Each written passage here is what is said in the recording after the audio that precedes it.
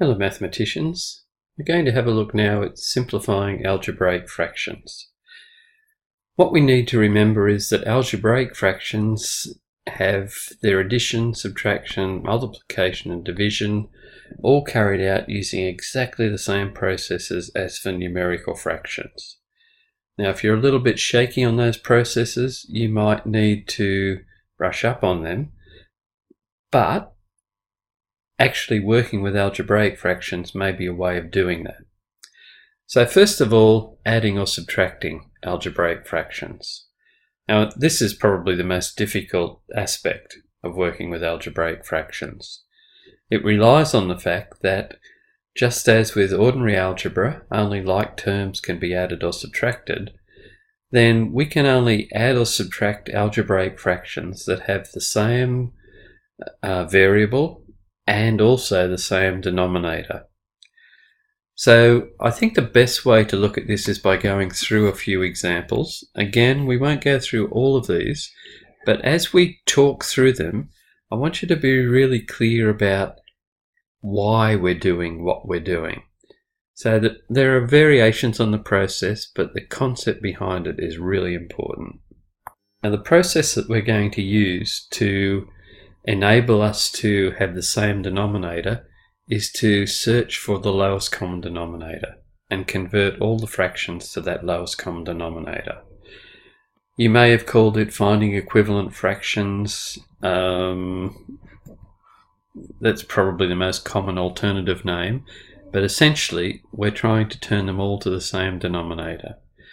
So if this is our fraction, then the equal signs, because we are trying to find an equivalent expression, and we put all of these fractions, we're going to put all of these fractions over the lowest common denominator, which is something that 2 and 4 will both divide into, which of course is 4.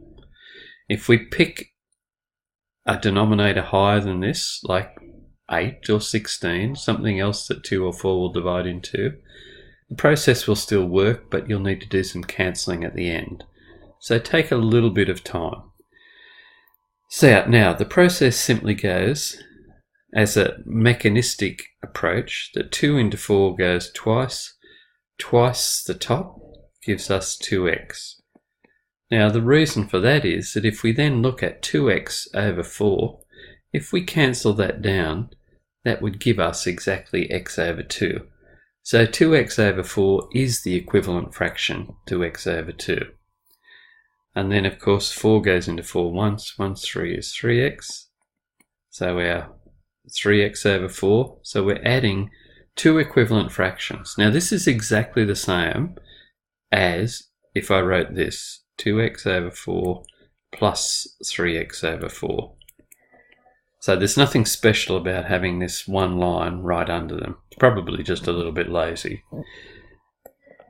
Now we then just do the top. So 2x plus 3x is 5x, so we have 5x over 4. So this is the simplified fraction after we've carried out the process of addition. I'll skip the next one, have a look at the third one simply because it's got some negatives in it, but the process is exactly the same. So a common denominator for 2 and 3 would be 6.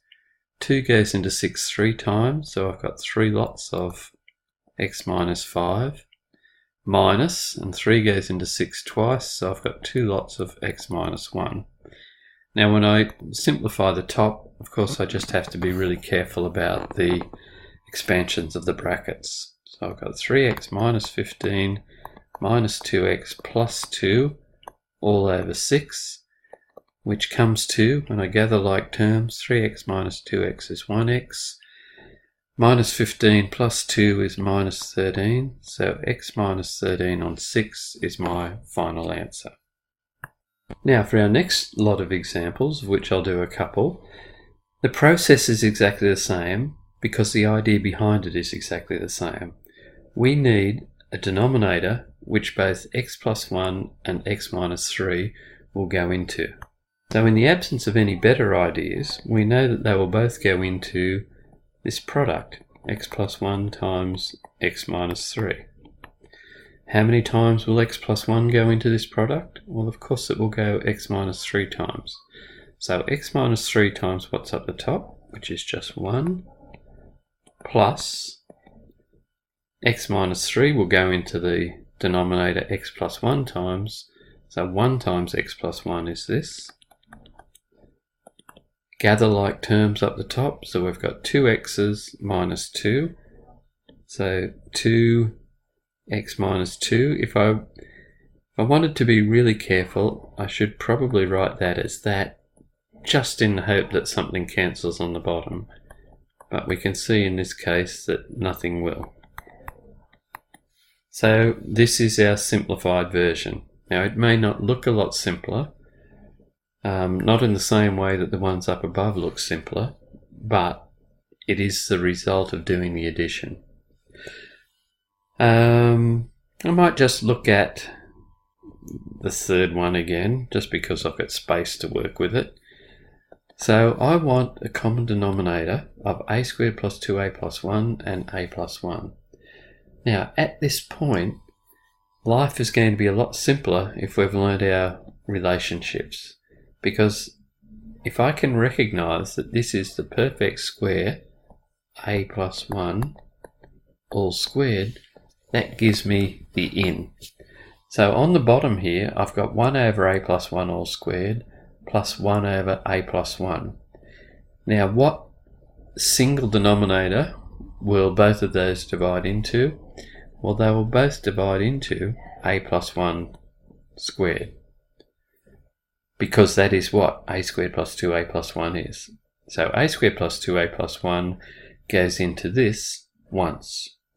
Once times 1, of course, is 1. Then this plus sign. A plus 1, of course, goes into a plus 1 squared, a plus 1 times. So we've got 1 times a plus 1. So altogether, we've got a plus 2 over a plus 1 all squared. Or we could have written that as a plus 2 over a squared plus 2a plus 1. Doesn't really matter too much. Okay, just before I leave you, obviously in this one, recognizing that this is x minus 2 times x plus 2 means that we're looking for a denominator which x minus 2 and x plus 2 will go into. So that is just literally x minus 2, x plus 2. And away we go with the process from there. Okay, now to multiply or divide algebraic fractions, again we need to hark back to how we multiply and divide ordinary fractions. And we know that we can cancel, and to aid in our process of cancelling, what we usually do is factorise and then apply cancelling processes. So again, I'll just have a look at two of these, the first and the third one. So our first example here, we've got 3 on b plus 2 and b squared plus 2b over 6a minus 3. So we factorise where we can. So there's nothing we can do with that. It's being multiplied by, now if you look at the top and think about our rules of factorising, you can see that I could take b out as a common factor. Now you can already see that this is a good thing because b plus 2, top and bottom, will cancel out. Down the bottom here with 6a minus 3, I could take a 3 outside, and I'd be left with 2a minus 1. And now I start cancelling. So that will cancel with that. That's the same as that, so it will cancel. What am I left with?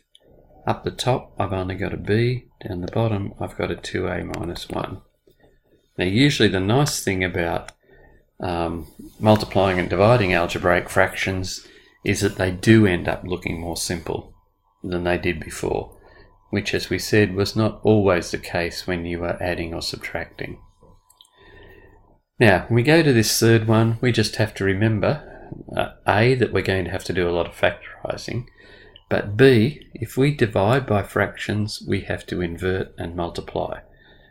So that means that this fraction is going to get flipped upside down and the sign is going to change to a multiplication.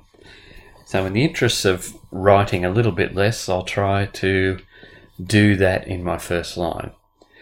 Now let's set about the factorising. So with this first, with the top of this fraction, x squared minus 6x plus 9. Now again, if you can recognise perfect squares, fantastic. But if not, we're obviously dealing with a quadratic trinomial where we want two numbers that multiply to plus 9 and add to minus 6.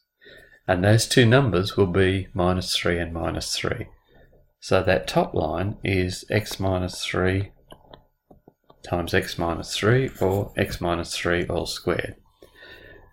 On the bottom of that fraction, we've got a difference of squares. So it's x minus 5 times x plus 5. Now we're going to multiply, and up the top of this next fraction will be x squared plus 4x minus 5. Once again, quadratic trinomial, where we want two numbers that multiply to minus 5 and add to plus 4. So we could have plus 5 and minus 1. So that's what goes in here, x plus 5, x minus 1. And down the bottom of this fraction is x squared minus 5x plus 6. Once again, a trinomial where we want two numbers that multiply to plus 6, add to minus 5. So negative 3, negative 2 should do that. Now we look at what we can cancel. So x plus 5 will cancel with that x plus 5. That x minus 3 will cancel with one of those. And what we're left with is an x minus 3 times an x minus 1 up the top, and an x minus 5 times an x minus 2 on the bottom. So that's the result of our process of division of those two algebraic fractions. Okay, so again, try to make sure you've got your head around what the processes were and have a go at 1D.